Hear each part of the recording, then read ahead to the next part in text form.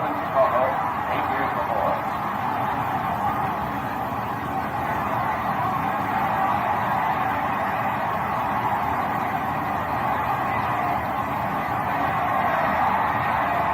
Everyone's stunned by the fury of Lewis's attack.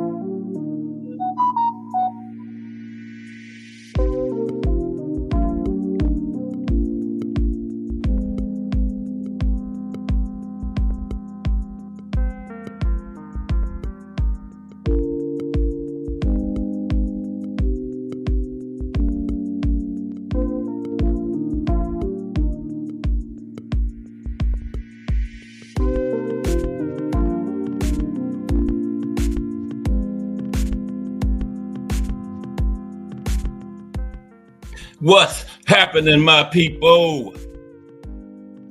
It's Cast Sports again, back for another afternoon with the family. Now, as usual, before I get started, let me give a shout out to the JBT community. It's just boxing talk. We're a group of people who just love to talk boxing.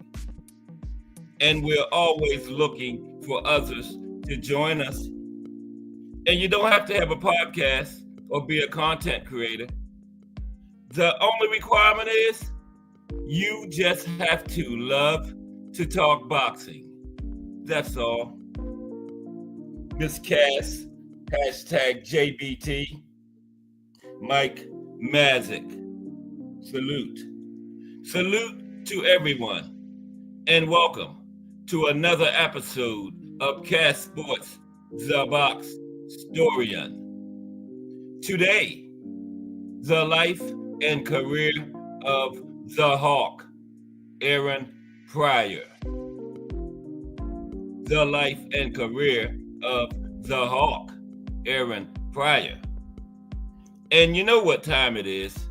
If it's Monday through Friday, 2 p.m., it's The Box Storian bringing you all that boxing history. Boxing is the greatest sport of them all. That's why we love it. Can't get enough of it. How's everyone today? This is the Friday afternoon edition of Cash Sports the Box Story. We'll pull right up on another weekend. Friday is Profile Day. It's right, the Hawk, Aaron Pryor today. It's Hawk time, right? We're going to get into the Hawk's life and career today. We're going to look at exactly why he faced none of the four kings. You know, a lot of people always say the four kings ducked him, including me, but no. It offered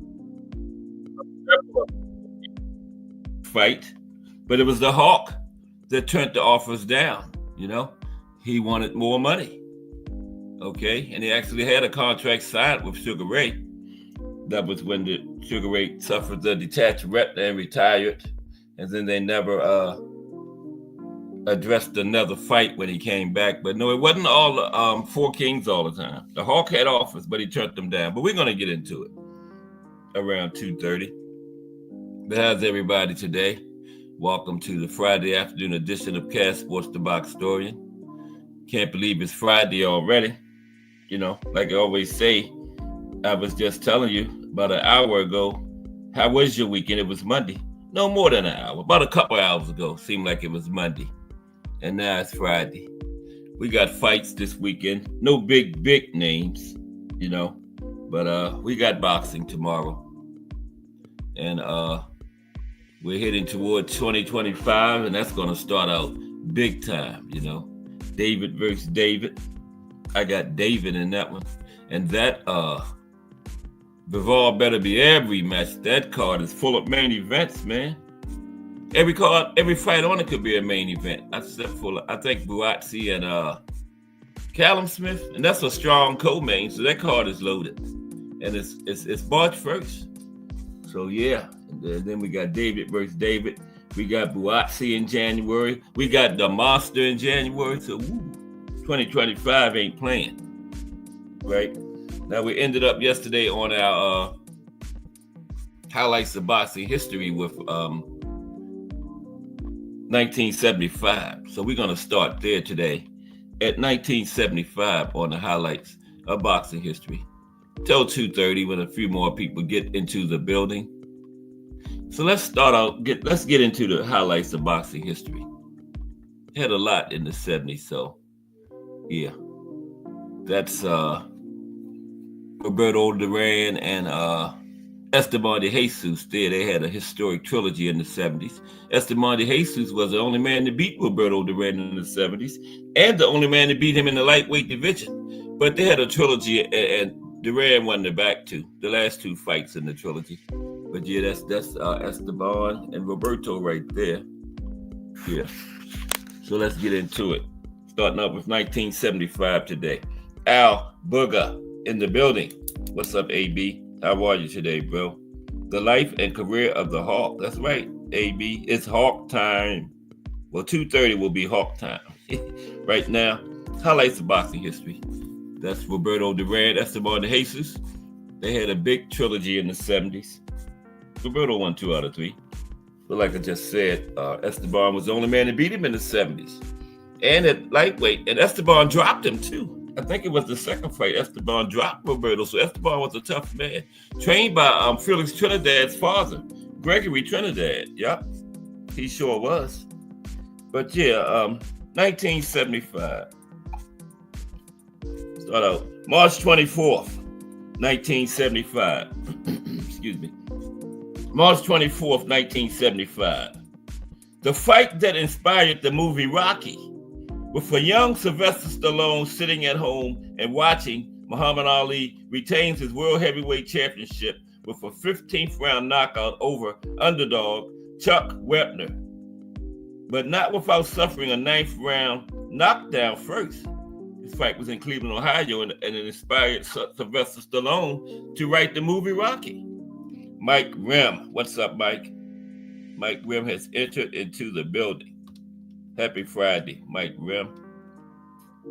Okay, highlights of boxing history.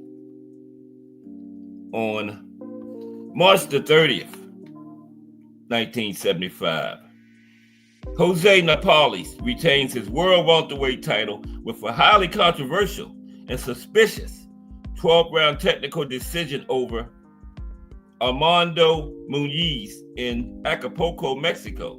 Now, although no one knew for sure when Napoles' facial cuts, which caused the fight to be stopped, but when his facial cuts happened, it was decided that they were probably the result of a headbutt in round 3. Therefore, instead of giving the world title to Muniz by technical knockout, it was decided to check the judges' scorecards, and Napoles was ahead on points, making him the winner by technical decision.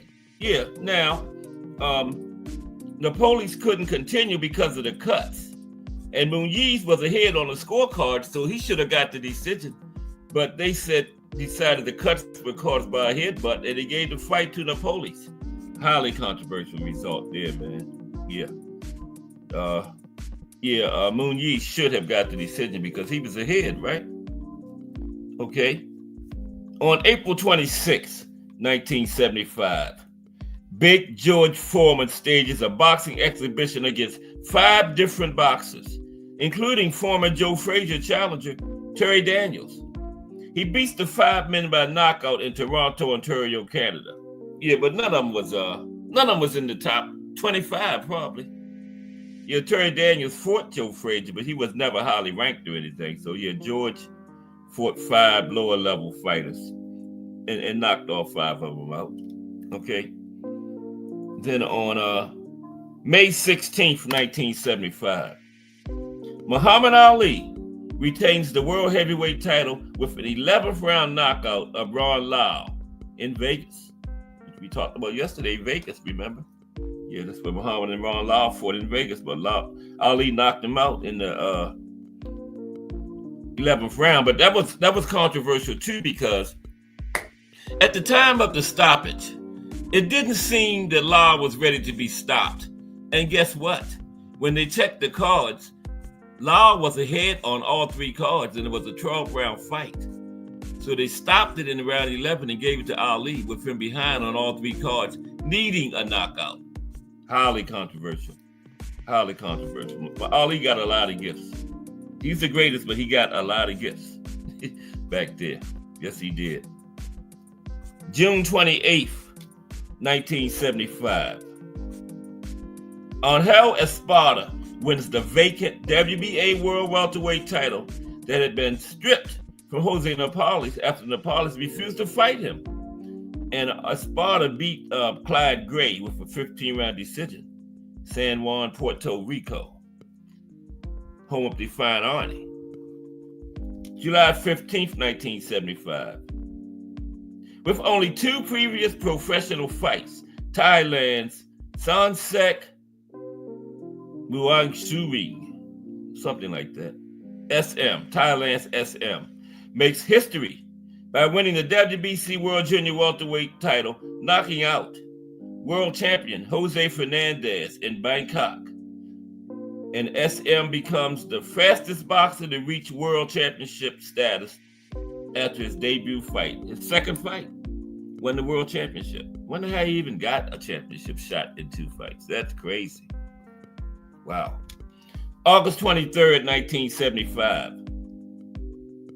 The first World Junior Flyweight 108 World Championship fight sees Jaime Rios beat Rigoberto Marcano by decision in 15 rounds in Panama City to become the WBA's world champion.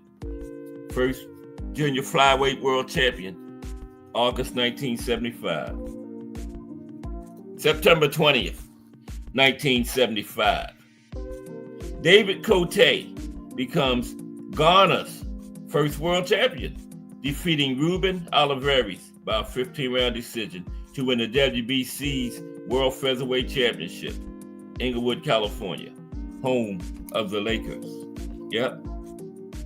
First champion from Ghana, David Cote. September 30th, 1975. The Thriller in Manila. Muhammad Ali retains his world heavyweight title in his third fight with Joe Frazier by TKO in round 14, Manila, Philippines. Ali compared this fight to being next to death. Yeah, that was the first fight I ever watched. And man, I was sold on boxing. And after I watched a couple more, I was disappointed.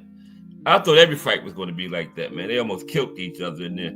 Joe Frazier was blind after round 14 and was still trying to come out and fight, but his trainer stopped it. Incredible.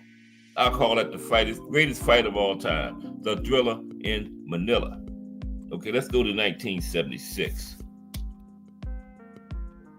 On January 24th, 1976, Big George Foreman recovers from two fourth round knockdowns and beats Ron Lyle by a knockout in the fifth round in Las Vegas.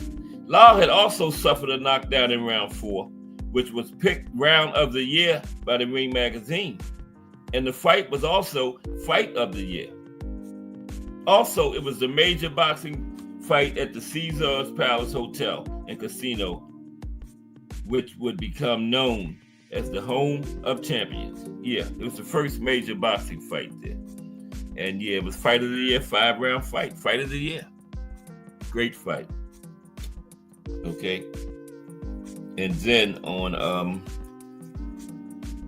January 16th. Wait a minute now. Oh, wait a minute. Yeah, I got to go up. 1976.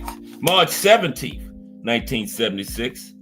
Wilfred Benitez becomes, at age 17, the youngest world champion in boxing history and wins his first of 3 world titles, defeating WBA World Junior Welterweight Champion Antonio Cervantes by a 15-round split decision. San Juan, Puerto Rico. Yeah, and that 17 stands to this day as the youngest champion in boxing history. And like I told y'all many times, Wilfred was still in high school, and many of his high school classmates were there watching the fight. Yep. Wilfred Benitez. On April the 3rd, 1976, the first junior featherweight world championship fight in history. Junior featherweight. What is that? 122. As Rigoberto Riasco knocks out. I'm not even going to try that name. But he won the title by a knockout in 10 rounds, Panama City, Panama, to win the WBO vacant title. And that was the first featherweight world champion, 1976. Yeah. Wanagugu Wakayama. Yeah, Wakayama, that's his last name. I don't know what his first name is. April 30th, 1976. April 30th. Muhammad Ali retains the world heavyweight title with a highly disputed 15-round unanimous decision over Jimmy Young at the Capitol Center in Landover, Maryland. Yeah, Ali, that's like I was just telling you, Ali got a lot of gifts, man. Oh, wow, Mike, I missed that. Man, I got to get some of y'all my number so y'all can call me and tell me when this stuff is happening. Mike Magic says ESPN showed all 3 Ali versus Frazier fights last night. Wasn't that Thriller in Manila something, Mike? Imagine that being the first fight you ever watched, man. That would sell anybody on boxing, man, because them guys, man, whoo, they went at it. After like round 10, I don't know how they kept coming out there, you know? And I told you, after round 14, Frazier didn't answer the bell, but I heard Ali say many times that he wasn't coming out either for round 15. So if Frazier would have waited a little longer, he might have won because Ali's time might have come in first. Ali had told Angelo Dundee cut his gloves off, but Angelo wouldn't do it. He told Ali, look across the ring, look at Frazier, you know? But Ali would say he couldn't make it back out there. But wow, I did not know that, Mike. All 3 of them. Yeah, they were going at it, Mike. Yeah, that was a treat. I would have liked to have saw that. Wow. Okay, December 6th, 1976. December 6th. Do I have a December 6th? December 6th. Okay. Oh, that's 1975. Okay, it's May 24th, 1976. Muhammad Ali again. This time he knocks out Richard Dunn in 5 rounds to retain his undisputed heavyweight championship. For Ali, it was his 37th and final knockout of his Hall of Fame career. He had a few more fights, but that was his last knockout of his career. Yep. May 24th, 1976. Ali's final knockout. He had 37 altogether. Then on June 26, 1976, King Carlos Monzon reunifies his WBA World Middleweight title with the WBC by defeating WBC champion Rodrigo Valdez with a 15-round unanimous decision. Monaco. Now, the WBC had stripped Monzon in 1974 for failing to defend the title against Valdez. But then, like I was saying yesterday, a lot of times when people don't fight somebody, the first thing people want to say is duck, but that's not the case because when he didn't fight him, but when he finally did fight him, he knocked him out. Same thing with Bob Foster, some guy yesterday. He didn't fight him earlier in the decade, and people probably were saying duck, but when he fought him, he knocked him out in the second round, so it's not always duck. Sometimes it's just probably say, hey, it's not worth my time fighting him. When he fought him, he knocked him out in the second round. And then Monzon knocked this guy out. So, now how you going to duck a guy that you turn around and knock out? Yeah, so we got to slow up with the duck talk. You know what I mean? March 17th, 1977. We are in 77, man. Okay. Oh, we're just getting to 77. January 16th, 1977.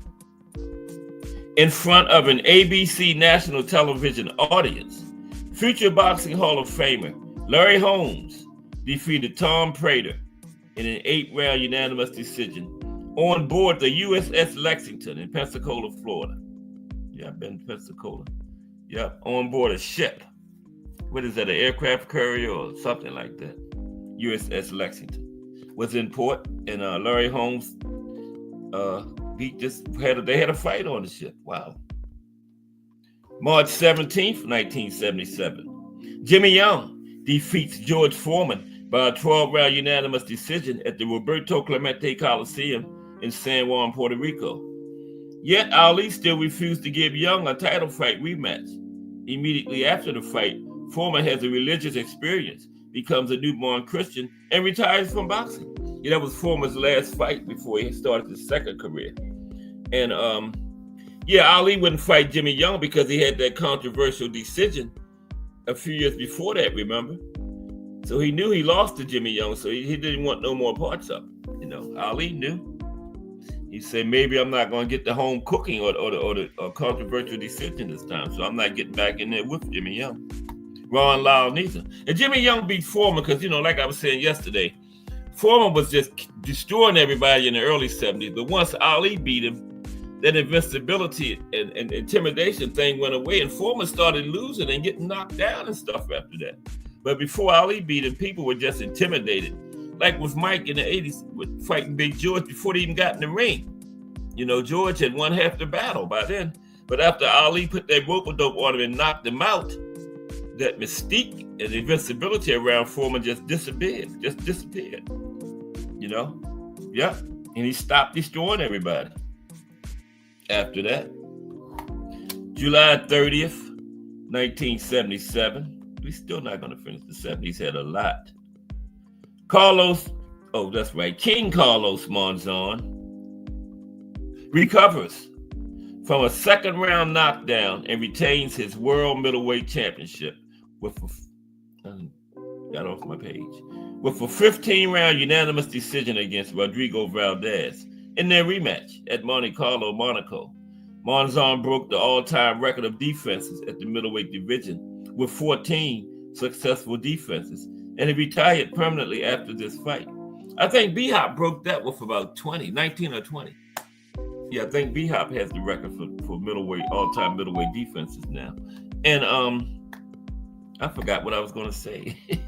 We're going to start with 1978 tomorrow because I got a lot for 78. No, let's finish because this profile runs a little short anyway. Okay. 1978.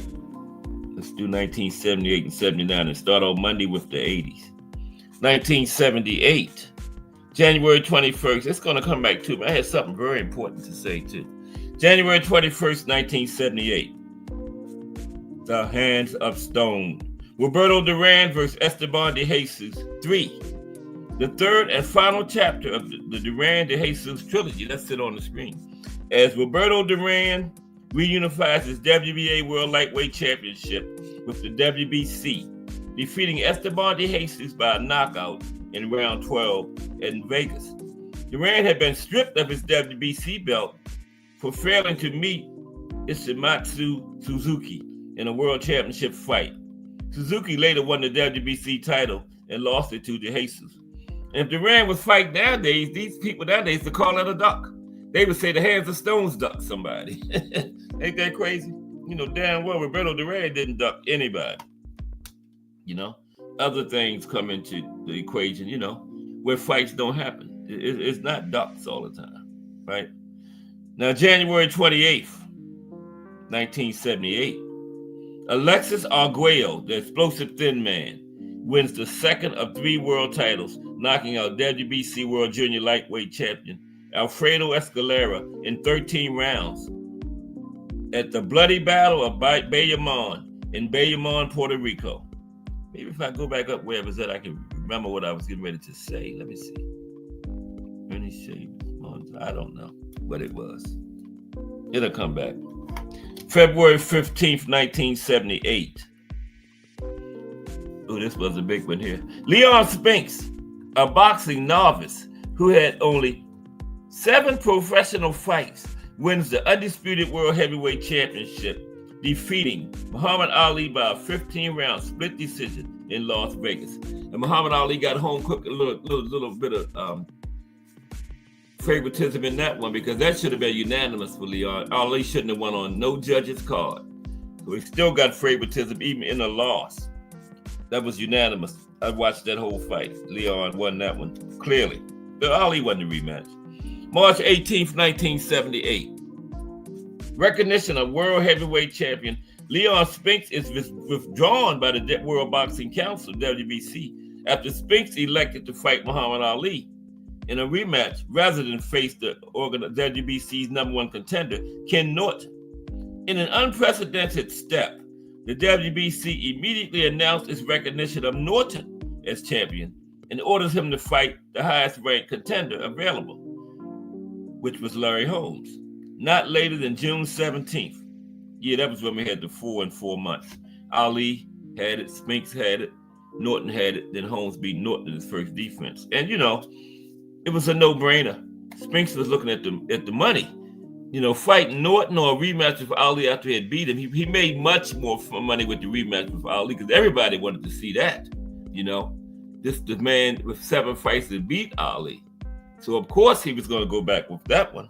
You can't blame him. It was worth losing the belt for the amount of money. That was probably his biggest payday right there in boxing in his 8th fight. June 9th, 1978. Larry Holmes becomes the WBC's 4th World Heavyweight Champion in precisely 4 months, after Muhammad Ali, Leon Spinks, and Ken Norton. I just said that, didn't I? By defeating Ken Norton by a 15-round split decision, and that was a barn burner, that fight. Holmes and Norton, 1978. October 28th, 1978. In an eagerly anticipated fight, Wilfredo Gomez delivers what many consider the greatest victory ever by a Puerto Rican boxer, knocking out Carlos Zarate in 5 rounds to retain the WBC World Super Bantamweight title in San Juan, Puerto Rico. But that was old Carlos Zarate. Carlos came way back from the 60s. But Wolfer probably might have beat Prime Carlos too, because Wolfer was a bad man. Finally, 1979, then we get started.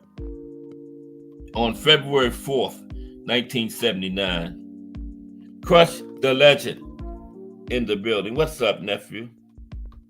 Another great one this morning. Crush the Legend. 6 o'clock a.m., Monday through Friday. Oh, weekends now, too. Is it going to be 6 a.m. on weekends, too, Crush? So Crush has said that he's going to be coming on weekends now. I know Monday through Friday, 6 a.m. Crush the Legend. We look for them on weekends now. Turn your notifications on, okay? Okay, February, but salute, Crush. Okay, where was it? 1979, February 4th. I did that one. No, did I? Alexis Arguello and Alfredo Escalera has exactly the first result as their first fight, when Arguello retains his WBC World Junior Lightweight title with a knockout in round 13 in Italy. Both fights were picked by the Ring magazine among the 100 greatest fights of all time in 1994. Yeah, exact same round, almost exact same time between these two in the first fight and the rematch. Round 13 knockout by Arguello. Incredible. Just got a couple more for 79, then we're going to get started. June 17th, 1979. Then we start with the 80s Monday. Here's a profile. It's not a long one today. In Ring Magazine's Fight of the Year, Danny Little Red Lopez retains his WBC World Featherweight title by knocking out Mike Ayala in round 15 in San Antonio, Texas. Ayala later admitted to being high on drugs during the fight. Okay, thank you, Crush. Sir, 6 a.m. Monday through Friday, 9 a.m. on weekends, Saturday and Sunday. Crush the Legend. Okay, 9 a.m. on weekends. Yeah, Ayala admitted that he was high on drugs during the fight. Wow. Why would you admit that, dummy? Man, he admitted it. Guess he tried to use it as an excuse. I don't know. June 22nd, 1979. Roberto Duran beats Carlos Palomino by a 10-round unanimous decision in Palomino's last fight for the next 18 years. Wow. He retired for 18 years and came back. Damn.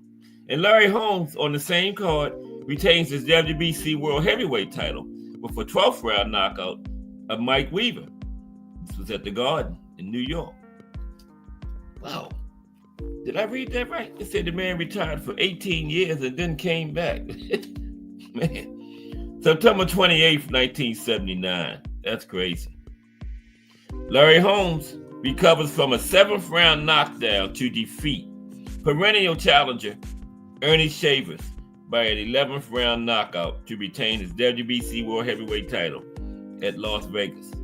Also on that card, Wilfredo Gomez retains his WBC World Super Bantamweight title with a 10th round knockout win over Carlos Mendoza, right? Yep. And that was they were both. Ernie Shavers never won a title, but nowadays he would definitely be champion. But he fought in that golden era of heavyweights, so yeah. Nowadays he would probably be undisputed. October 20th, 1979, Big John Tate defeats Jerry Coetzee by a 15-round unanimous decision to win the WBA World Heavyweight title that had been vacated by Muhammad Ali. Yeah, Muhammad had retired then. And I told you, him and Joe Frazier, as much as their careers were intertwined with each other, they retired exactly 1 week apart. Isn't that something? Frazier retired 1 week, then the very next week, Ali retired. And finally, for today, highlights of boxing history. November 30th, 1979. A preview of things to come as Sugar Ray Leonard wins his first of 5 world titles by knocking out Wilfred Benitez in round 15 for the WBC World Welterweight title. And Marvin Hagler was on the same card. He had a 15-round draw with undisputed world middleweight champion Vito Antuofermo in Las Vegas. And that was a very disputed draw with Hagler. But it had to be a great card. Hagler and Sugar Ray on the same card. Man. Okay. It's a little light for a minute. Okay, so we're going to start off with 1980 Monday, the Four Kings era. Okay, so let's talk about the Hawk. It's Hawk time. It's really Hawk time now, y'all. It's Hawk time. Aaron Pryor. Okay, let's talk about the Hawk. The Incredible Hawk, not Hulk, H-U-L-K. The Incredible Hawk, H-A-W-K. How's everybody doing today, though? Ready for the weekend? Somebody's fighting tomorrow. No big names, but, it's boxing. And, we love it. Can't get enough of it. Right? All right, here we go. Now, how did that get there like that? Oh, I know what happened. Yeah. It's Hawk time, y'all. If this changes, we'll get started. There we go. The life and career of the Hawk, Aaron Pryor.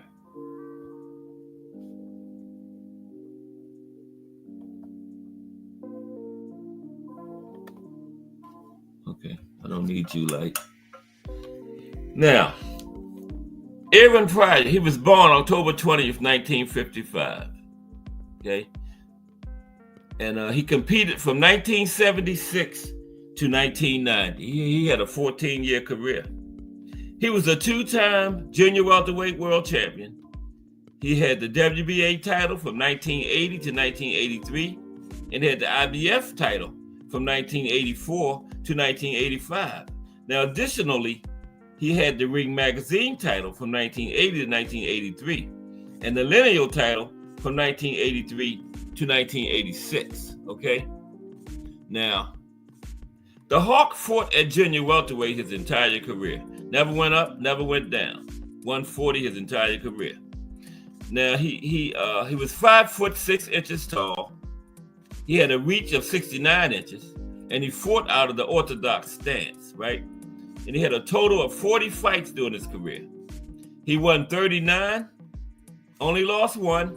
That was after he came back, was just a shell of himself. We're going to talk about it. And he had 35 wins by knockout, which was 89.7%. You might as well round that off to 90% knockout rate. Incredible knockout rate for the Hawk. Okay? Now, in 1982, the Boxing Writers Association of America, the BWAA, named the Hawk as their Fighter of the Year. And he was inducted into the International Boxing Hall of Fame in 1996, first ballot. And in 1999, he was voted by the Associated Press as the world's best junior welterweight of the 20th century. And in 2002, he was ranked as the 35th greatest boxer overall, any division, pound for pound, of the past 80 years by the Ring. And you know, the International Boxing Hall of Fame is, you voted in by all fighters, active fighters or former fighters, no writers or anybody else. Fighters will vote you in there. I don't know how the hell they voted Tim Bradley. Yeah, but it's all fighters that votes on that in the National Boxing Hall of Fame. Yeah. Now let's look at the Hawk's amateur career before we get into it, to this day. His amateur career, okay? Now, he had a record of 204 wins and 16 losses as an amateur. He had 220 fights, 204 and 16. He won the National Amateur Athletic Union, AAU, lightweight championship in 1973. In 1975, he again won the National AAU lightweight championship and a silver medal at the Pan American Games, losing in the final to Canadian Chris Clark. Yeah, Chris had a decent professional career. Chris Clark, yeah, Canadian fighter. Now, Pryor beat future champion Thomas Hearns in the lightweight finals of the 1976 National Golden Gloves. So he did fight 1-4 King. It was in the amateurs, though. But he lost to Howard Davis, Jr., controversially at the 1976 Olympic trials. And you know, Howard Davis went on to win the gold medal in the Olympics, 1976. I can't remember exactly what weight class. It might have been lightweight. Now, Pryor participated as an alternate in the 1976 Summer Olympics in Montreal. You know, he never got to compete in it, but he was an alternate in case somebody had went down or something. Yeah, Pryor was an alternate. And as an amateur, Pryor holds also a unique achievement. At the 1974 USSR vs. USA boxing competitions, he defeated 3 future world champions: Vasily Soliman, Valerie, 4-letter word, I don't know what it is, LVOV. Lvov, is that it? 4-letter word, you know I'm bad. I can't even pronounce a 4-letter word. LVOV. That's the man's last name. Valery Lvov, is that it? Because the Russian names have a lot of unpronounced letters. I mean, letters that's not even in it that you spoke. Like it should be L-I-V-O-V, Lvov. You know, that's what I think it is. But yeah, Pryor beat him, Mr. L-V-O-V. And then he beat Valery Rockhove. So beat all three of them, future world champions. He had a USSR versus United States competition in 1974. And he beat 3 future world champions in it. And he finished, like I said, he had 220 amateur fights. And he won 204 of them, only lost 16. Now let's get into his professional career for the Hawk. Professional career for the Hawk. Okay? Now he turned professional on November 11th, 1976. Okay? November 11th, 1976. The Hawk turned professional. Okay, yeah. With a second round knockout of Larry Smith, for which he made $400. $400 bag on that one, right? Now, a few days later, Pryor signed a managerial contract with Buddy LaRosa, owner of LaRosa's Pizzeria. So he probably would have made more, but he didn't have a manager for that first fight. He was representing himself, and he only got $400. That showed you the value of having a manager. It would have made much more than $400. Come on, man. $400? That's low for 1976. And then they get knocked upside the head for $400. But before his next fight, he got a manager, and he made much more. Okay? Yeah. I don't know why he started his career without a manager. But anyway, before his second fight, Buddy LaRosa became his manager. And he was trained by Raymond Carter. Now, he fought 8 times in 1977, winning all of them by knockout except for 2. Okay? The only 2 fighters who lasted the entire fight with Pryor that year were Jose Resto and Johnny Summerhays, each losing by an 8-round unanimous decision. After the fight with Summerhays, that was the second fight that a fighter went the distance with him. After that fight, the Hawk won 26 straight fights by knockout. Okay? 2 men went the distance with him, and then he won 26 straight by knockout. It was one of the longest knockout streaks in the history of boxing. Still is. 26 in a row. Now, in his last fight of 1979, Pryor was pitted for the first time ever in his professional career against a former or future world champion, when he faced former WBA light welterweight champion Alfonso Peppermint Frazier of Panama. Now, Pryor knocked out Frazier in the 5th round, and that took his record to 20-0 with 18 knockouts, right? Now, after defeating Frazier, he entered the World Boxing Association WBA rankings for the first time. Entered the WBA ranking for the first time after his first fight against a future or former world champion. Now, on August 2nd, 1980, Pryor faced 2-time world champion Antonio Cervantes of Colombia for the WBA Junior Welterweight Championship. That was his first championship fight against Antonio Cervantes, 1980. There's him and that. Well, there's Antonio on the mat, right?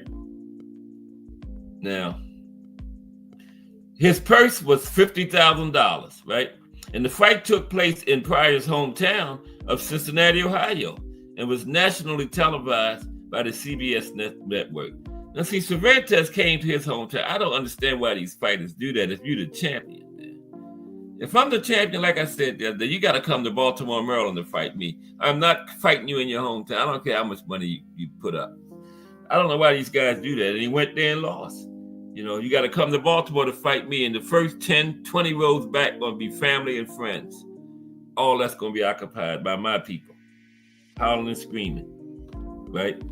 So, yeah, the fight was televised by CBS. Now, Pryor was knocked down in the first round, but he got up and knocked out Cervantes in round 4 to become champion. That was his first title, right? 1980. Junior welterweight. Well, he fought there his entire career, so yeah, of course it was junior welterweight. So after that, his first defense comes up. He made his first title defense on November 22nd, 1980. Not too many. That's a few months later because he won the title in August. And his first defense was in November, right? Knocking out Gaten Hart in the 6th round. And Pryor made $100,000 for that fight. Okay, made 100 G's. Then, in December 1980, Pryor rejected an offer of $500,000 to fight Sugar Ray Leonard for the WBC welterweight championship because he wanted more money. Let's stop there for a minute because, including myself, when it comes up that he never fought none of the Four Kings, I always blame the Four Kings, said he ducked the Hawk. But no, several of the Four Kings made offers to Pryor to fight him, and the Hawk turned them down. For the same amount of money, he was fighting other. Look, he fought this other guy before that for $50,000, but he turned down $500,000 to fight Sugar Ray. But maybe because it was one of the Four Kings, he wanted more. But we can't blame it on the Four Kings anymore about ducking Pryor because he had offers from several of them. Another one going to come up in a minute. And Pryor turned the fights down. After fighting for $50,000, he turned down $500,000 to fight Sugar Ray. So no, the Four Kings did not duck him. You know, they made offers. Pryor just turned it down. Myself included was saying the Four Kings didn't want no part of the Hawk, but that's not true. He had offers. After fighting for $50,000, you're gonna turn down $500,000? That's almost like a duck to me, you know. But I don't know what happened. But yeah, Pryor turned it down, right? And that was for the WBC welterweight championship. Just think if he could have got that championship, he probably would have made $1 million in his next fight after beating Sugar Ray. But he turned it down, right? So no, the Four Kings did not duck Aaron Pryor, okay? Now when the WBC raised the offer to $750,000, Pryor turned that down, okay? He turned that down. So no, we got to get off of that. The Four Kings did not stay away from Pryor. Pryor turned down good money at that time. He just fought for $50,000 and he turned down $750,000. And if you beat Sugar Ray, man, your next fight gonna be up in the millions. But he turned it down. Maybe Pryor ducked him, right? Anyway, he turned it down. So, D for the win in the building. What's up, D for the win? How are you today, bro? Talking about the Hawk. Yeah, and I was one of the people always saying the Four Kings stayed away from Pryor, but they made offers. And I don't understand a man that just fought for $50,000 going to turn down $750,000 to fight Sugar Ray Leonard for the title. Because just think what he's worth if he beats Sugar Ray. His next fight will definitely be up in the millions. If he believed in himself, he should have taken that fight. He should have taken that fight. So no, the Four Kings did not stay away from Aaron Pryor. It looked like he stayed away from them because he was offered money to fight another one coming up in a moment. Anyway, he turned down $750,000 to fight Sugar Ray, right? He signed to fight WBC junior welterweight champion Saul Mamby in a unification fight for $1 million, right? Now, the fight was tentatively scheduled for February 7th, 1981. Okay? But, I'm trying to figure out, okay, Alexis up well. But, the fight fell apart when the promoter, Harold Smith, disappeared. And Harold Smith was accused of being involved in a $21.3 million fraud against Wells Fargo National Bank. Now, Smith, whose real name was Ross Fields, he was later sentenced to 10 years in prison after he was convicted of 29 counts of fraud and embezzlement, right? And then, okay, now listen. After that, Pryor was then offered $750,000 to fight the Hands of Stone, Roberto Duran, in April 1981. But Pryor turned it down. So we got to get off of that Four Kings, stayed away from Pryor. Pryor turned it down. And his highest payday to that point had been $100,000. So just think if he beats Duran, how much his stock will raise. But he turned it down because his new attorney told him not to sign anything until he worked out a new contract with manager Buddy LaRosa. By the time they worked out a new agreement, the chance to fight Duran was gone. So there's 2 Four Kings that offered to fight Pryor, and he turned both of them down.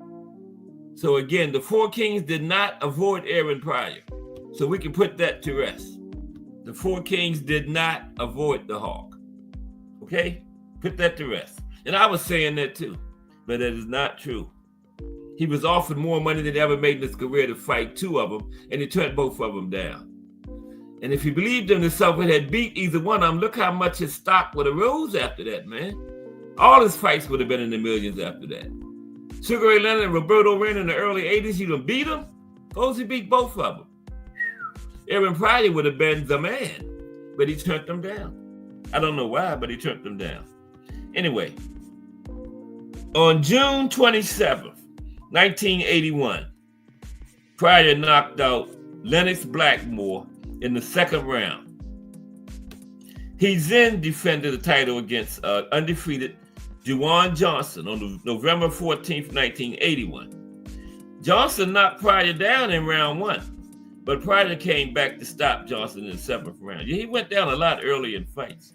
That's probably because of that style, just that pressure and, leaving himself open. But once he had broke fighters down some later in fights, they didn't have the stamina and stuff to knock him down. At that point, they were broken down. But early in fights, he took a few knockdowns because, he just went out there just wide open and, suffered a few knockdowns early in fights. Now, Pryor knocked out Miguel Montilla in the 12th round on March 21st, 1982. His next title defense was against the undefeated Akio Kamada of Japan. This fight took place on July 14th, 1982. Once again, Pryor was knocked down in the 1st round, but he came back to score a 6th-round knockout. Now, listen to this, okay?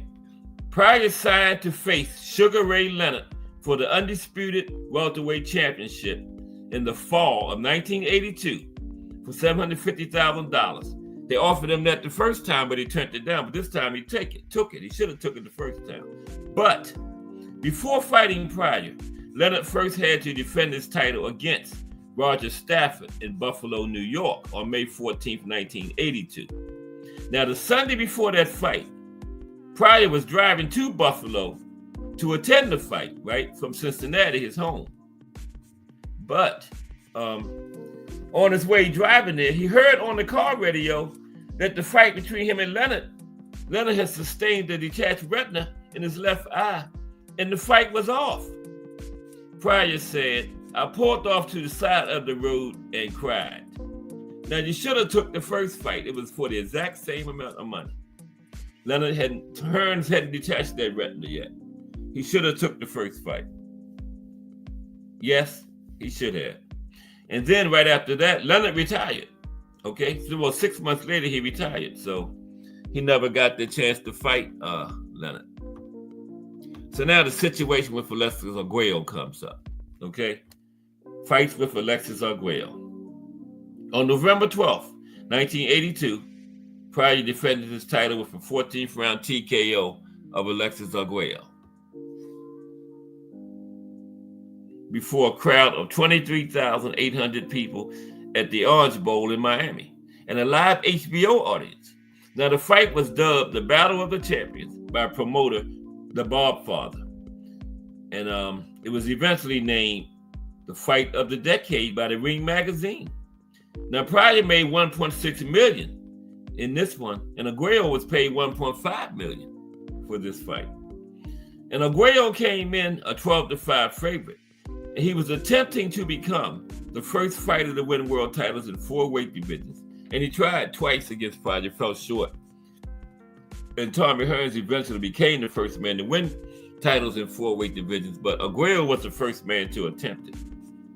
Now, the end of this first fight with Arguello was very controversial. Arguello landed a punch in the 13th round that seemed to stun Pryor. And despite trailing on 2 of the 3 scorecards, Arguello had things tilted in his direction. He had Pryor in serious trouble. So between the 13th and 14th rounds, HBO's microphone on the cameras caught Pryor's trainer, Panama Lewis, telling cut man Artie Curley, "Give me the other bottle, the one I mixed up." right? And Pryor came out in the 14th round, seemed to be revived. Coming out quickly in his usual style, aggressive style for the 14th round, Pryor landed a barrage of unanswered punches before referee Stanley Cristallaloo stopped the fight. Arguello collapsed to the canvas near the ropes where he lay for several minutes. Yeah, Panama Lewis told the cut man, give me the other bottle, not that one, the other one, the black one. So the one I mixed up. So what did he have mixed in that bottle, right? Nobody never knew. And it was for the WBA dropped the ball after the fight. They did not test Pryor after the fight. So nobody never knew what was in that bottle, okay?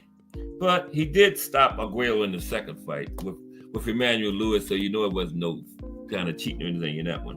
On April 2nd, 1983, Pryor knocked out former WBC super lightweight champion Sang Hyun Kim in the third round. Now, he had a rematch with Arguello. Okay, we had a Pryor Arguello too. Okay, we had the rematch. Pryor had a rematch with Arguello at Caesar's Palace in Vegas on September 9th, 1983. Now, Pryor made a career high of $2.25 million, and Arguello made $1.75 million.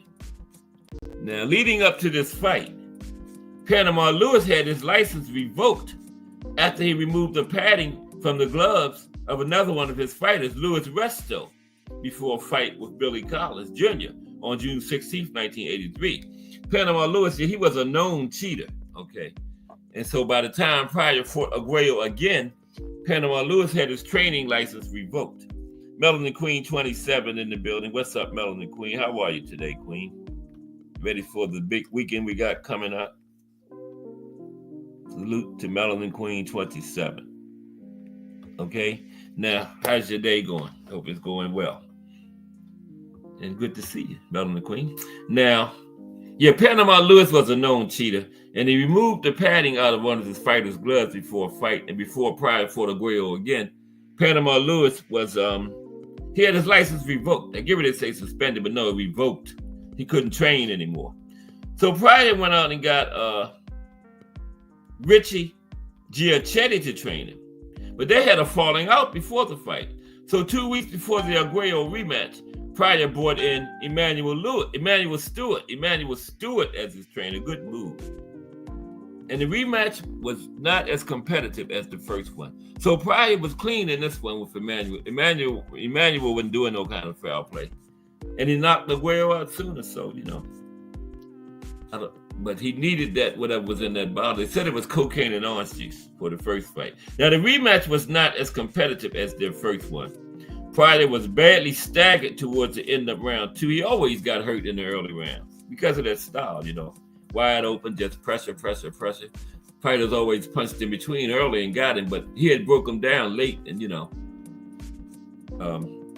they didn't have the wherewithal to hurt him later in the fight because the Hawk had him broken down. But early, he got hurt a lot and got knocked down a lot. He was staggered towards the end of round 2 by Arguello, by an uppercut. But he dropped Arguello with a right cross, and he had dropped Arguello in the first round, and again with the left hook in the fourth round. Now, Pryor put Arguello down for good in the 10th round. After the fight, both Arguello and Pryor announced that they were retiring from boxing. Yeah, they both retired after the fight. But Pryor's retirement was short-lived, okay? He came back. So the short-lived retirement and his return. Rusty Cage. What's happening? Who, me? No, that's not me. I'm not the guy with the short afro puffs. No. But what's up, Rusty Cage? I got a small gray afro. That's me. But what's up, Rusty Cage? How are you today? It's good to see you. Always good to see a new person. Excuse me for 1 minute, y'all.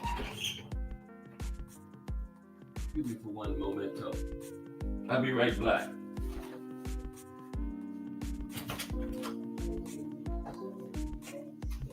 Guys, we was out of guys with your afro. asked me, was that a guy with the afro or something? I'm gonna show him who I am. Yeah. Okay, I'm back.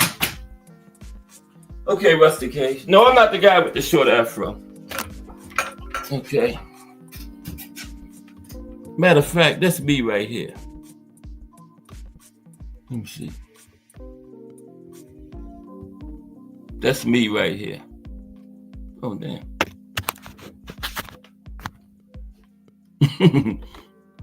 Oh, man. Okay.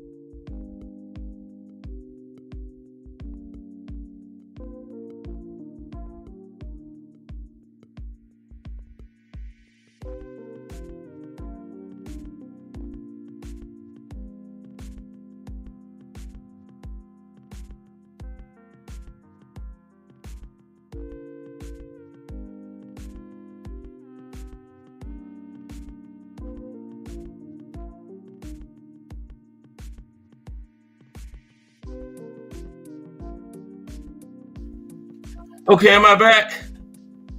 Thumbs up if I'm back. Okay, am I back? Okay. Man, messing around with that camera, I took myself out of the show. That's why cameras stay. That's why I don't fool with camera. But I'm back. Yeah, I turned the camera on, then I turned it off and took myself out of the show. You know. But let's continue. Sorry about that.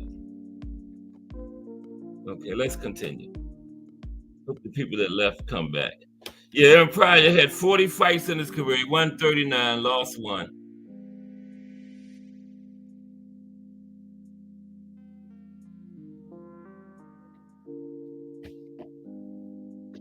And he had 35 knockouts, 89.7% knockout rate. Okay.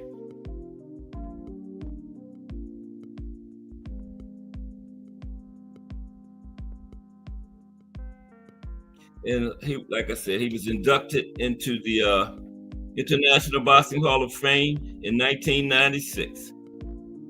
And Aaron the Hawk Pryor was voted as the greatest light welterweight, junior welterweight in boxing history by the Houston Boxing Hall of Fame in 2014. And I made a mistake earlier. I said the International Boxing Hall of Fame was comprised of active and former boxers. No. That was the Houston Boxing Hall of Fame, comprised totally of current and former fighters.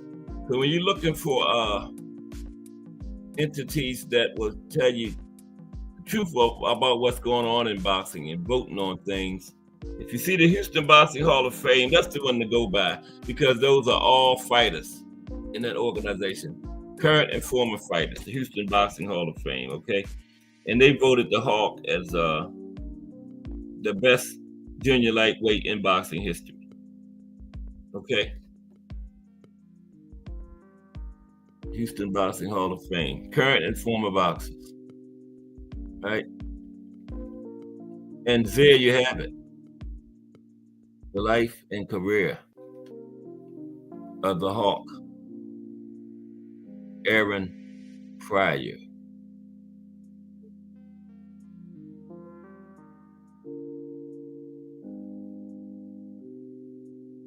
Life and career of the Hawk, Aaron Pryor. Now, we got some time, so what I decided to do is the Hawk was a pressure fighter. So let's talk about what is a pressure fighter?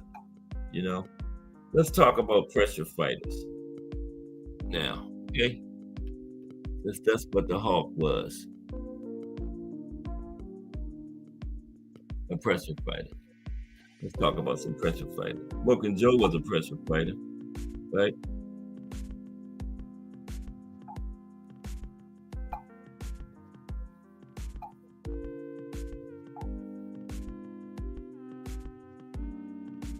There we go. Pressure fighter, Swarmer, got a couple of different names. But what is the pressure fighter boxing style? Yeah, man. Fool around with that camera, and then when I turned it off, I took myself entirely out of the show. That's why my cameras, I don't need a camera. I'm not one of the people that want to sit there and look at themselves. I got mirrors in the house for that, okay?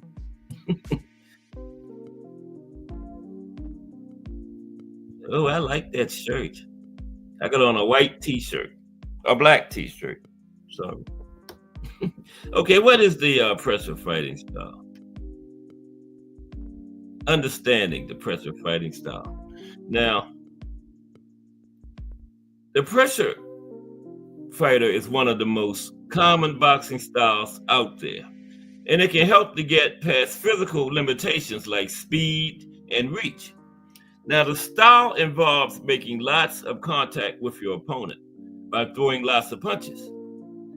This makes it an extremely effective style for amateur boxing, where most fights are decided by points, and knockdowns and knockouts are rare in the amateurs, right?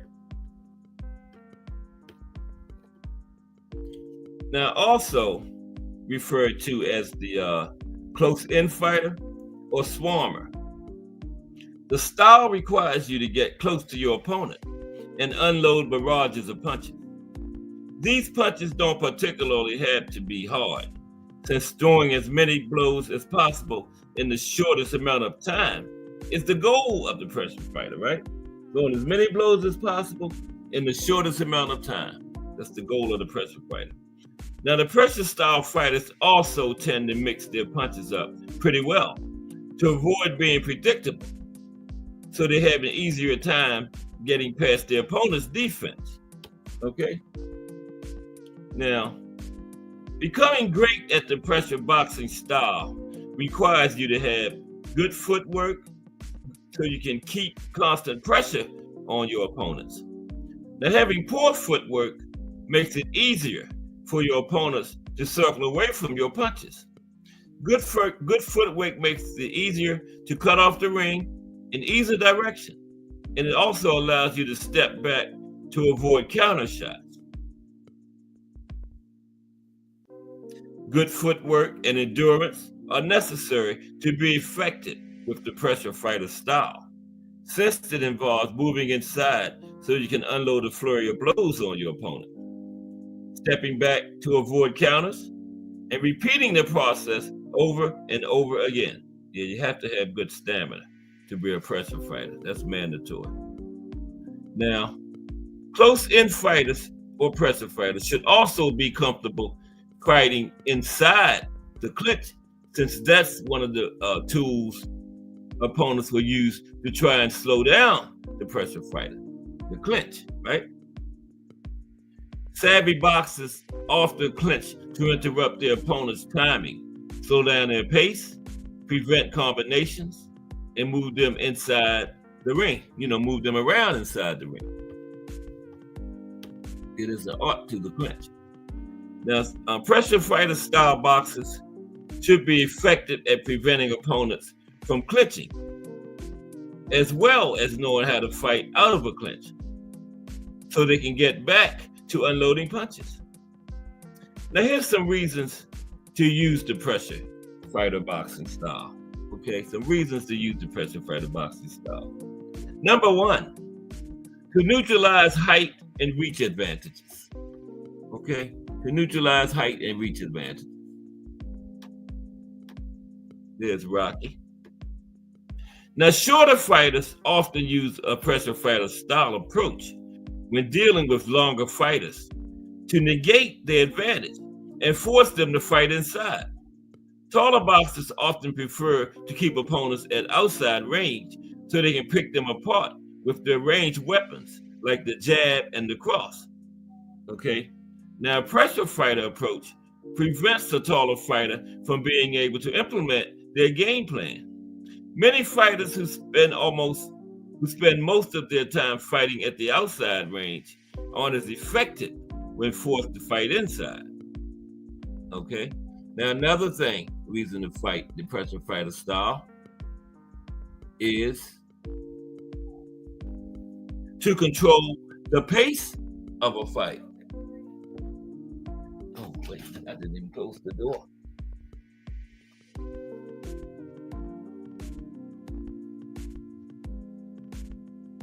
Yeah. Fighters use the pressure fighter style to control the pace of a fight. Okay? To control the pace of a fight. Just talking about the pressure fighter style, since we just talked about the Hawk, Now, to control the pace of a fight.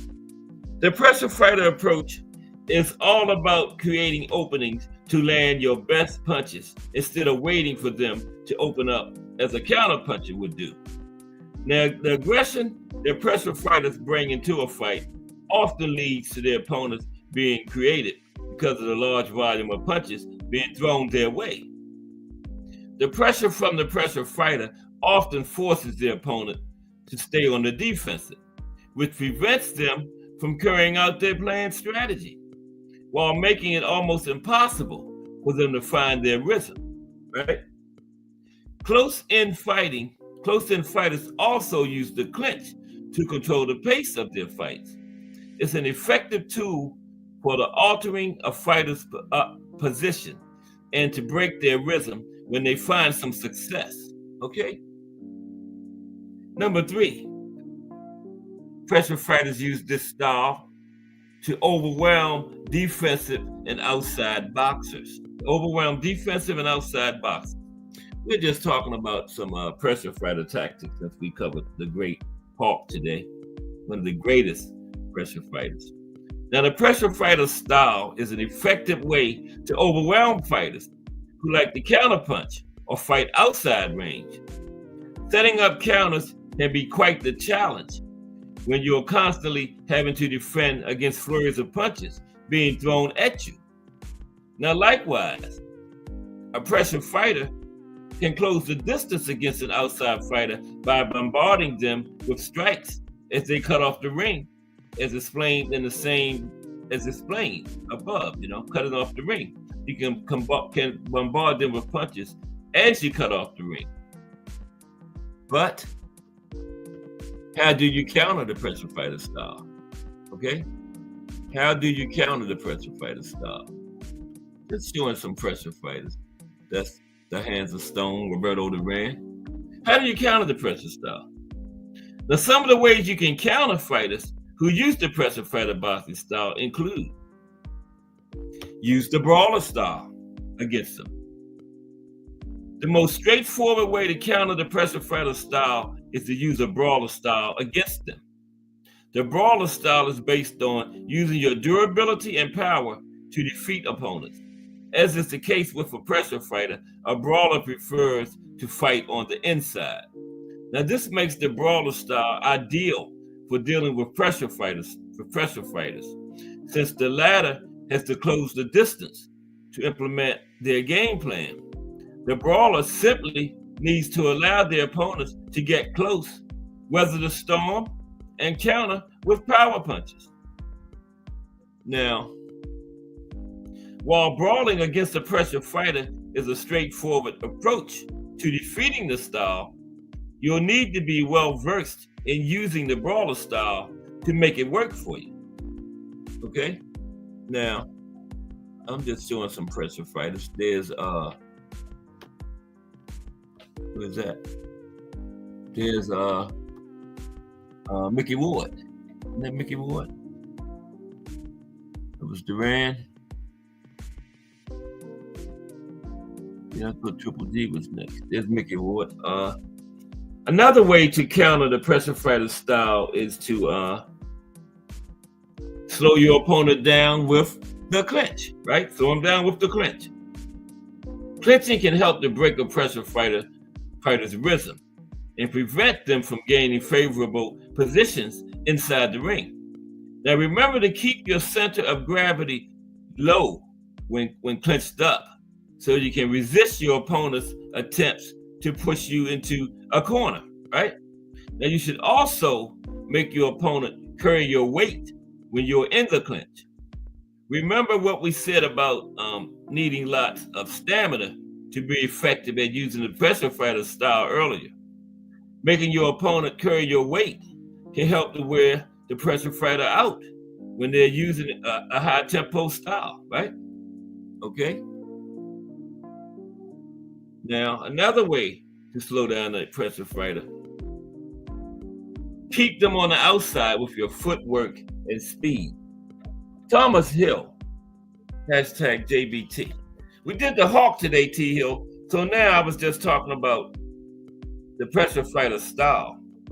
And since we talked about the pressure fighter style, now I'm talking about some ways to counter the pressure fighter. Some ways to slow down the pressure fighter. Okay? Another way to slow down the pressure fighter is number 3. Keep the pressure fighter on the outside with your footwork and speed, right? Yeah. Keep them on the outside where they can't get that pressure on you. So how do you do that? An argument can be made that excellent footwork and fast counters are the optimal way to defeat the pressure fighter style. That's pretty much what most of Floyd Mayweather's opponents tried to do against him, and none were successful. Use your footwork to keep the pressure fighter at the range you want them in, while landing fast, hard punches whenever they close the distance.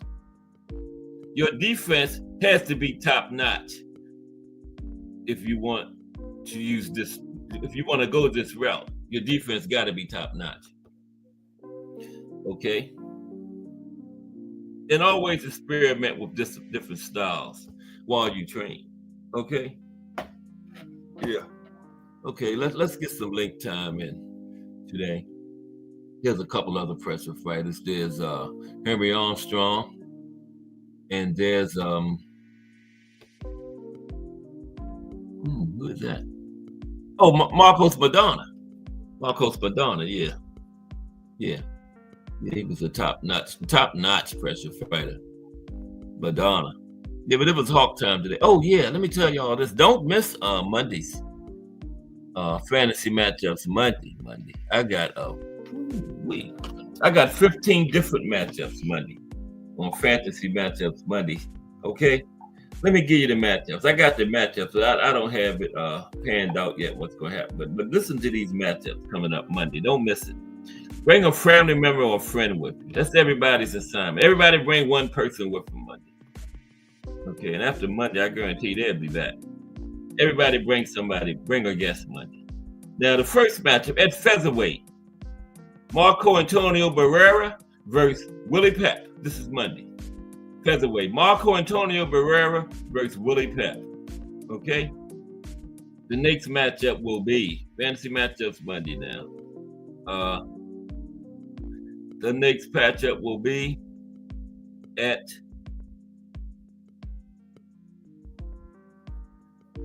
featherweight. Eric Morales versus Abe Attell. Okay, Abe Attell, one of them old school guys. Eric Morales versus Abe Attell. Okay. The next matchup will be at lightweight.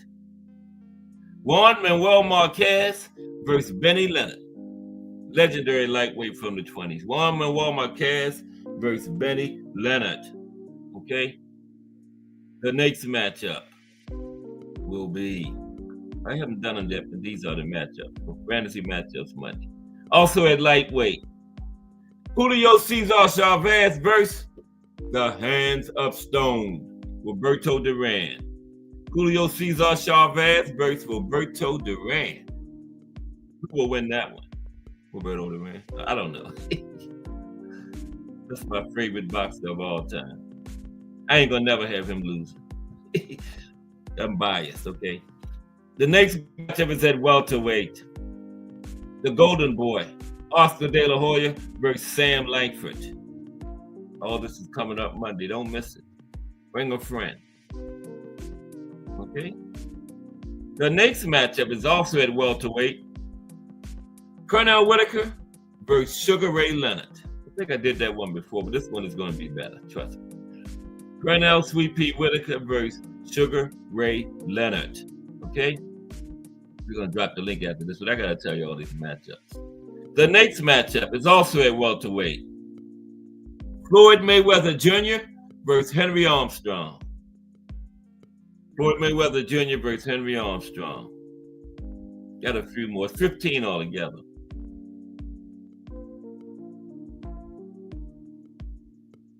Did I miss mine? Okay. The next one is at welterweight. The Pac-Man. Manny Pacquiao versus Sugar Ray Robinson. Manny Pacquiao versus Sugar Ray Robinson. Okay? I'm telling you, I don't miss Monday. This is going to be brilliant. Okay? Next at middleweight. Bernard Hopkins versus Harry Greb. B-Hop versus Harry Greb. The Pittsburgh Windmill. Okay? Couple more. Next at middleweight also. Sergio Martinez versus Marvelous Marvin Hagler. Sergio Martinez versus Marvin Hagler. Okay. Light heavyweight is the next one. Roy Jones Jr. versus the Mongoose, Archie Moore. Roy Jones Jr. versus Archie Moore. Who will win that? That's going to be good there. Ooh-wee. Next is at cruiserweight. Well, I had to bring one down. Evander Holyfield versus, well, the real deal Evander Holyfield versus the Manasseh Mauler, Jack Dempsey. You know, Jack Dempsey was the smallest heavyweight. He can make cruiserweight. He's gonna make cruiserweight Monday. Okay. Evander Holyfield versus Jack Dempsey. And the next one is at heavyweight. Lennox the Lion Lewis versus Big George Foreman. Lennox the Lion Lewis versus Big George Foreman. All this is going down Monday. A 15-fight card brought to you by Cash Sports Promotions. Next is at heavyweight. Iron Mike Tyson versus the Brown Bomber, Joe Louis. Okay? And finally, the main event is Vladimir Klitschko versus Muhammad Ali. Monday. Brought to you by Cash Sports Promotion. Fantasy matchups Monday. Let me drop the link.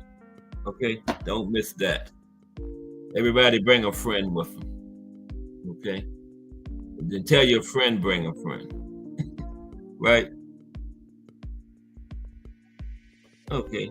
I'm going to put the link in for the last 20 minutes or so. Hope everybody enjoyed the show today. It's Friday. Everybody got a big weekend planned coming up? I don't. We got some kind of fights. No big names, but you know, it's boxing. And we're degenerates, so we're going to watch it. Okay? We are going to watch it. I don't care who's fighting. Y'all just as bad as me. We are going to watch it. But we got a big early part of next year is huge, man. Mm-hmm. What about the Tank fight? The Tank said psych yet, or I was just telling y'all something yet? Because Ahmad said he's training. He don't know nothing about no fight being canceled. Floyd said Tank was scared. You know Floyd's gonna say something crazy. Every chance he get to poke at Tank, he gonna do it. He said Tank was scared. Why would a man be scared? Tank ain't scared of nothing. That's what Floyd said.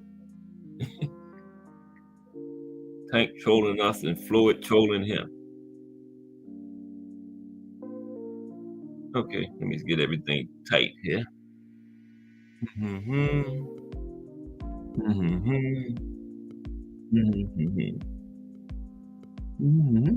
Yeah, that's right. There we go. There's the link. Appreciate everybody for rocking with me this Friday, and Happy New Year to everybody, right?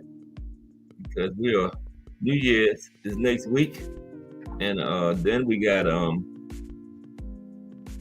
another New Year coming in, and we got Jai Apatai in January, and we got the Monster. Ain't the Monster in January too?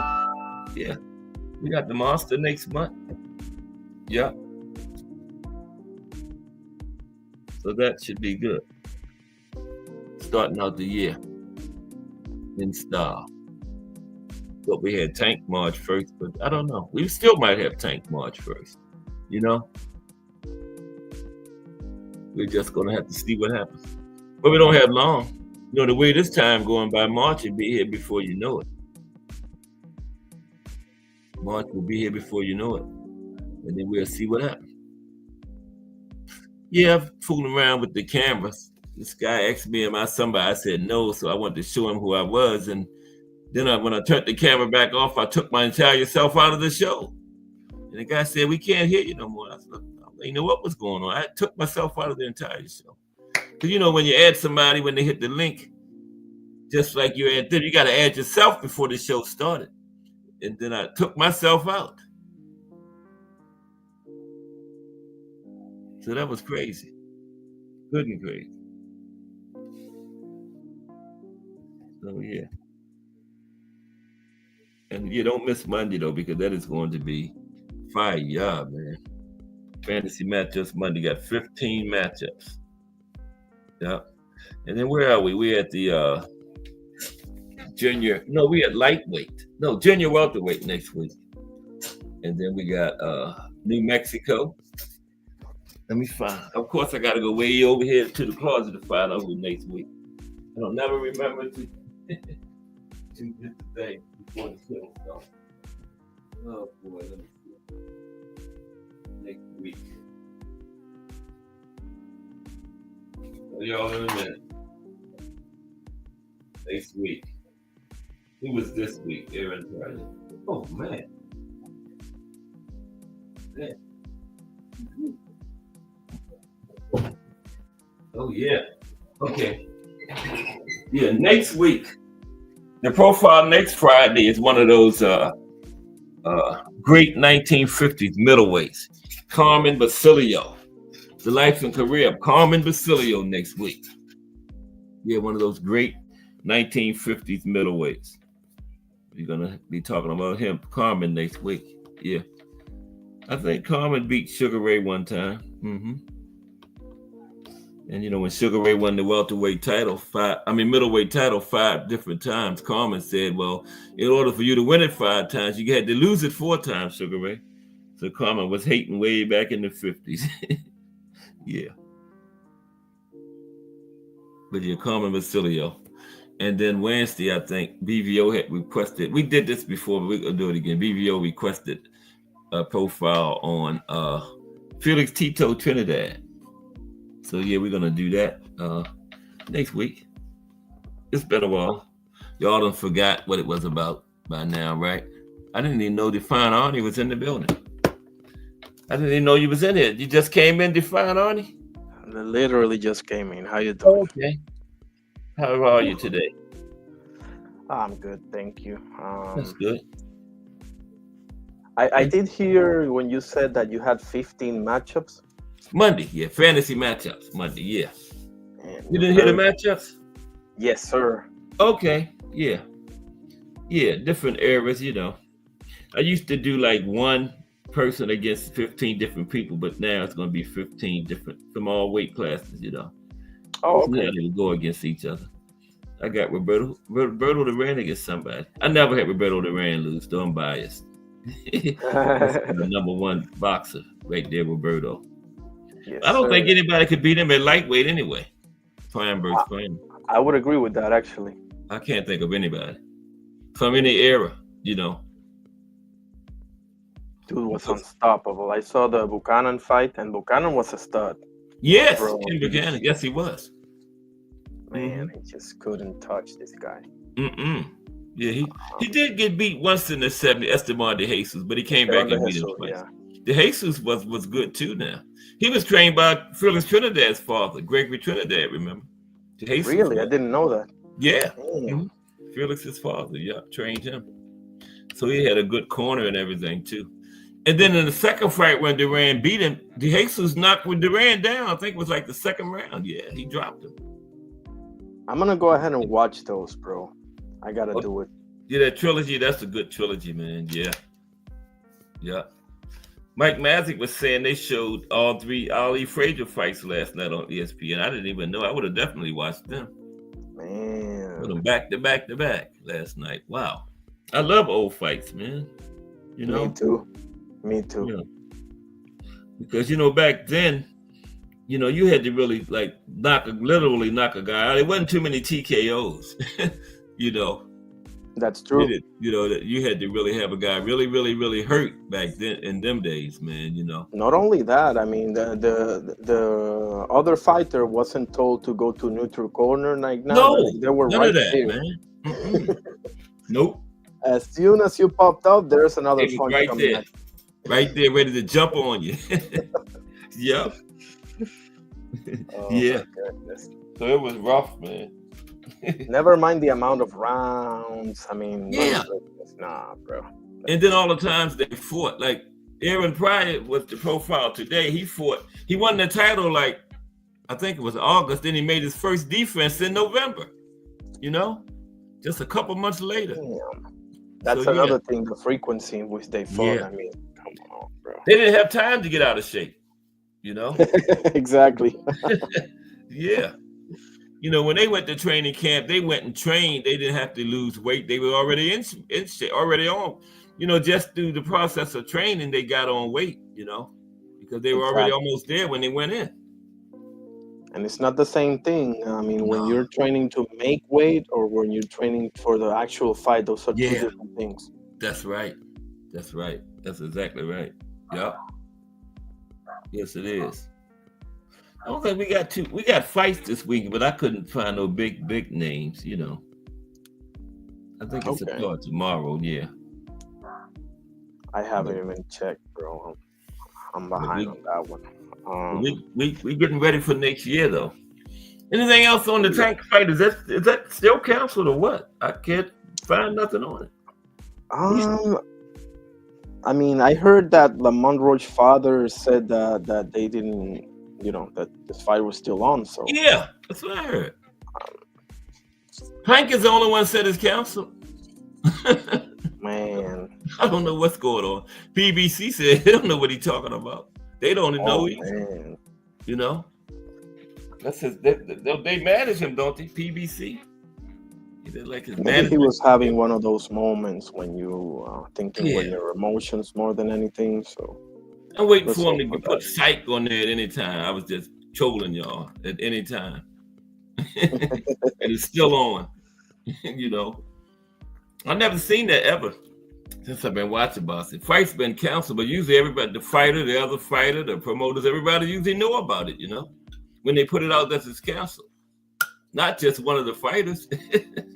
Exactly. Crazy. That's weird. Yeah. You usually hear this announcement, or maybe they postpone it, or I never heard that before. He just came out and said it, and then they never addressed it again. So this is two American fighters, so there's not going to be any delay for any visa issues or anything like that. So that's out of the table. Nothing like that. Yep, right in New York. And they both live right there close to New York, so no kind of problem, travel or nothing, Even better, exactly. Yeah. You want to spoil some of those matchups for me, or you want to wait until Monday? Yeah, I'm gonna wait. I haven't even really looked at them too much yet. I was just looking at some things, and I'm sure that I just usually look at what some other people say, and then look at try to find a fight that they actually had similar to that person, and stuff like that, and how that turned out, Yeah. So you're giving Usyk Fighter of the Year, right? Yeah, I think so. I can't see nobody else getting it because he beat Fury twice. Correct. His only 2 losses. One of them was the first 4-belt heavyweight undisputed. So, if I had to vote, I would vote for him. I would say so too. I mean, I'm going to tell you something. It's hard for me not to give it to Dubois, honestly. Yeah, that's true too. Considering the fact that Dubois has been called a quitter more than once, and look how he came back. Yeah, he had 2 good fights this year. Yeah. The magnitude of what Usyk did, I don't think you can go over that. No. And Fury was undefeated too, He only got 2 losses, and both of those were the 2 losses to Usyk this year. Man, the Ukrainian Slayer, bro. That's my name for him now. The Ukrainian Slayer. Yeah. I know he's like a big hero over there now, man. Yeah. No doubt. He might get a statue. They're gonna give him something, I'm sure of that. They're gonna make him, something out there, because you should look around everyone else, from the Klitschko's on down, they make him something, And he 37, right? I think so. I think so. Yeah. Yeah, it's really nothing else that he can do, to make his name any bigger. Yeah, literally. Money is good. Made a lot of money, so the only thing you can do now is add a stain to your. That's all, man. Have a big negative on the end of it, a bad loss or something, That's all. I've seen that happen way too many times. Me too. Trump in the building. Look no further than Sugar Ray Leonard. Look how he came back. First time being stopped was his last fight by Camacho when he should have been retired. Amazing. See? That's exactly what we're talking about. You know, having that negative on the end of your record when it was unnecessary. A win wouldn't have done anything for him. You know, Exactly. Nothing. Exactly. So yeah. I guess it's that itch that they have. Yeah. You know? That's what it is. That's what I was getting ready to say. That's the only thing that we get Usyk back in there, just the love of fighting. You know, he loves the sport that much. If I'm on his team, I'm like, forget about getting in Give the it up, ring. man. Yeah. Forget about it. Become a trainer or something. They got some good young fighters over there that he could help out, you know? In boxing, if you want to become anything, who's going to say no to you, especially over there? Yeah. Nobody. Yeah. Who do you think is gonna have the best 2025? Who are you most looking forward to? Bivol. I like Bivol. If he comes and wins this fight against Beterbiev, he's gonna take off from there. Or yeah. Let me see. I'm thinking somebody else. Somebody at junior middleweight gonna be on fire. 154 next year. It needs to be. I got to me next year is gonna be can be a breakout year for Benavides and Bam Rodriguez. Oh yeah, I forgot about Bam. Yeah. It's hard not to say Bivol. I love that, and you know I love my guy. But like as far as to me looking forward, like Benavides, if Benavides gets it done against Morel and then gets Beterbiev or Vivo, man, he's gonna We can forget about Canelo. He's building his own legacy. Yeah, he didn't forget about Canelo. He did. I'm glad the way he did that. You know, he didn't hang around chasing Canelo. He just said, "Forget it. You don't want to fight me. Forget it." You know, and went on, moved on. But he, I don't know about Bivol or Beterbiev. I don't think he can beat either one of them, though. I really don't, man.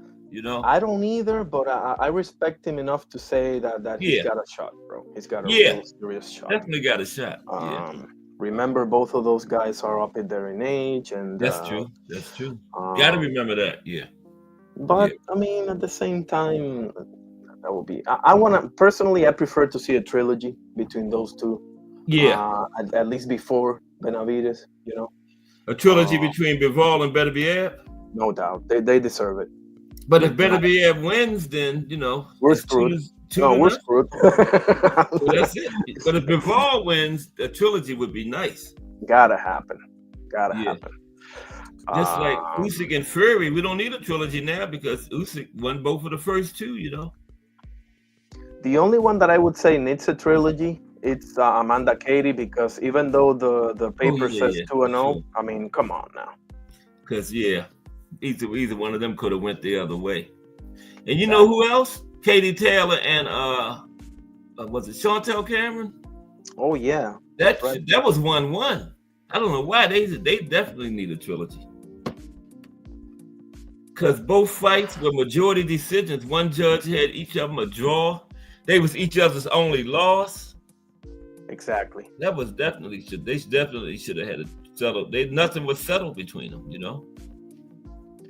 Unfortunately, I don't think, and I hope I'm wrong about this, but I don't think Cameron is as big a name as Katie or Amanda is. True. No, she's not. No, she's not. But you think Katie's up to nothing? Do you think they will address the trilogy? Because it's a lot of money for them, you know. Yeah, for that reason, because she doesn't want to get in the ring again with Amanda. I can, but for business reasons, yeah, she would do, especially in 2-minute rounds. Like she can steal those rounds easily in a 3-minute round. Oh yeah, 3 minutes. I think the one in New York, the first one, I think Amanda would have had to stopped if she would have had 3 minutes, like a couple of times in that first fight. Me too. She had her in trouble, but then the bell rang, you know, and that was it. Then she recovered in between the round. Yeah. Because you got the, so to speak, fill out minute, then you have the minute of, you know, engaging, and then you have the minute where you try to steal the round. You cut off the engaging minute. And that's not an easy thing to do, to adapt to like a 2-minute instead of a 3-minute. I don't think that's an easy thing to do. No, I don't think so. But 2 minutes go so fast, man. You know, you get through that first minute, then the next thing you know, it's 30 seconds left in the round. That's true. And they come in here like Leonard did with Hackler. You know, come in here, half a dozen combination, and supposedly you won the fight. That's right. Mm-hmm. Yeah. But I mean, Do you know what's the reason on that? Is it safety or something that the women only get to? I never knew what the reason was for that. actually, it must be right. Like some sort of. Honestly, I couldn't give you a good reason. Mm-hmm. To but be honest. Amanda done had a couple of 12 3-minute round fights. Yeah, she's been very outspoken about it. And she looked good doing it. And the other woman she fought against did too. They had the skills, stamina, everything. Went 12 good 3-minute rounds. She's putting her money where her mouth is, bro. Honestly. Yeah. She had said she wasn't fighting anymore 3 minutes. I think that was Katie though, this last one that wanted the 2 minutes. Because Amanda said she wasn't fighting no more 2-minute championship fight rounds, 10 round 2 minutes. But Katie Taylor didn't want the 3 minutes. Mm-mm. Absolutely not, and I can see why. Yeah. I think she would have got stopped. Yeah. But Jake Paul one time on the card when he fought Amanda fought the one that Amanda got hurt and didn't fight on. He had a prospect 4-round fight, but it was 3 minutes. 4 3-minute rounds. Women, yeah. Okay. He fought I forgot the guy he fought. Was a guy named August something or something like that. Jake knocked him out. I mean, I don't mind if they want to start with like 4 or 6 rounds so they can get like a costume something like that, rounds. But gotta make a decision on that, and I think it should be, unless you can prove to me somehow, some way, 36 minutes is too much for the ladies. Unless somebody can prove that from like a scientific or a physiological way. Yeah. Why not, bro? Why not? I don't see why. What is it? They go 10 2 minutes now, right? I 10 think 2-minute so. rounds. That's weird. They won't even give them 12 rounds for the 2 minutes. At least give them 12 rounds. You know what? 2 more rounds will hurt them. Just 2 more rounds. That ain't no big difference. I don't understand it. But the other 3, the IBF, the WBA, the WBO were willing to do it. It was the WBC that wouldn't sanction them. Because the other 2 fights, the WBC, she vacated WBC because of that, remember? Okay. But the other 3 organizations sanctioned the 12 rounds 3-minute fights. The WBA, IBF, and WBO were on the line in those fights. But Mauricio and the WBC, they were the ones holding it up. They wouldn't sanction it. Mauricio Suleiman. Yeah. He wouldn't sanction it, man. The WBC wouldn't. So that's the hold up. You know how you notice there's a lot of people in boxing that have jobs where you can be wrong all the time and still keep the job? I know. And getting paid good money. Yeah. I mean, my gosh. But you said it last week. That's exactly the way they want it. They benefit from the nonsense. Exactly. Yeah. No doubt about it. Benefit from that. Yeah. Because just like we can sit here and talk about all this stuff that would be advantages to changes. That's their job to think of stuff to make it better. So the arms dealer is never gonna want the war to end. No. Just to get, that's like asking an arms dealer if he wants the war to end. No, bro. Right. What do you think? Exactly. What type of answer you think you're gonna get? Like? That's right. Yeah. Because he's getting paid. Exactly. That's his livelihood. I mean, come on. So that's the exact same thing. They make more money with the controversy. It seems like every card they have now, there's some kind of controversial judging on it, man. Every weekend now. Yep. We're gonna do kind of guy that got washed, and they have him like winning, and then winning widely. The guy they clearly lost got like 118, 110 or something, like 10 rounds to 2. And the judges, what get me is, the cards are not going to be exactly the same, but you'll have one judge will have it a draw, the next one have it like 9 rounds to 3. How can they see the same fight so different? So it's This one, the Paro Hitchens. 2 judges gave it to Hitchens, and the other gave like 6 rounds to Paro. Oh yeah, that's How right. is that even possible, bro? 117, 111. Yeah, he sure did. So, even though a fighter lose, some judges still get paid for scores, Somebody might have bet that score something, some big money on it or something.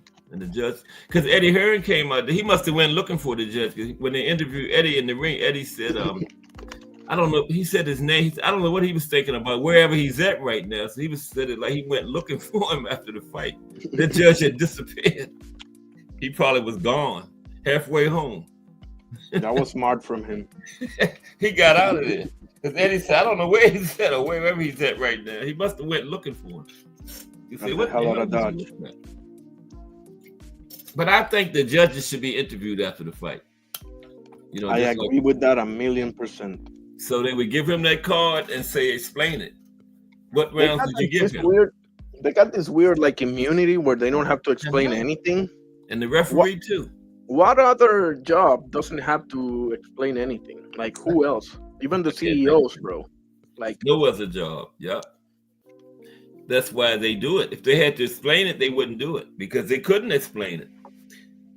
Like the Pryor, the one that gave, what was it, 117, 111? If he had to explain what rounds he gave, he wouldn't be able to do it. Not at all. Because, those rounds weren't there. They weren't there. Bro. It's like this weird drug. We're junkies, bro. We are junkies, and I'm sorry for this word, but I'm saying it because it's true. Exactly. You know what I'm saying. Yeah. With all the stuff that's going on with it, all the bad part of it, we keep coming back to like they can look into our soul and see that we're gonna call them all types of names for like a week, and then we're gonna go ahead and watch it right up back again. Yeah, they'll be right back next week buying that pay-per-view, or coming to the fight. Man, and it's true. They know that. Yeah, of course. They know they got a certain hardcore fan base that's gonna be there no matter what. I couldn't tell you how many times I've said I'm never watching one of these effing things again. I couldn't tell you how many times I've said that. I probably said it like a couple of weeks ago. Then I was right back the next weekend watching the next one. The next one was probably a pay-per-view. And never fails, bro. Never fails. Nope. Yeah. Let me go ahead and eat something, bro. Oh yeah, we got to get out of here anyway. It's 4:05. I said we get the cooking, man, and time just start passing by. But I appreciate you. We'll be back Monday. I appreciate you always, and you have a great weekend. Okay? You too. Have a good weekend. You and the fam down there. Okay, take care. Okay, that was Define Arnie, and we are getting ready to call it a week. Another big week of boxing history. It's in the history books. Okay. Trump, Thomas Hill, Rusty Cage, Melanin Queen 27, D for the win, Crush the Legend, Mike Rim, Al Booger, Mike Mazik, and Miss Cass. And we had Define Arnie 1 up on the panel with me. Him another good cook. And we'll be back Monday with Fantasy Matchups Monday to start another big week of boxing history. And if it's Monday through Friday at 2 p.m., it's the Boxtorian bringing you all that boxing history. Just Do Boxing is straight ahead. This is Cass Sports. Appreciate everybody. And everybody have a great, beautiful weekend. And I'll see y'all Monday. And I will also see y'all around those JBT streets. I'm out.